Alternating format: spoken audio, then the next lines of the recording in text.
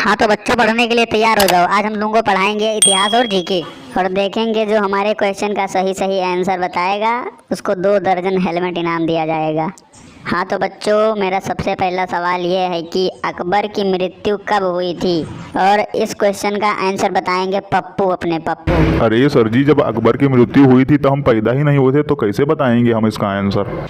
अच्छा बेटा, कोई बात नहीं राहुल। अब हमारा जो दूसरा क्वेश्चन है उसका जवाब देंगे अखिलेश। बेटा अखिलेश, ये बताओ तुम बल्ब की खोज किसने की? सर जी कहो बताएं। हम वो बल्ब का जो खोज किया था ना, वो अंधेरे में किया तो अंधेरे में करके भागो, हमें दिखा ही नहीं तो क्या बताएं हम। वाह बेटा अखिलेश वाह, क्या जवाब दिया। अंधेरे में खोज हुई तो तुमको दिखा नहीं, कोई बात नहीं, ठीक है।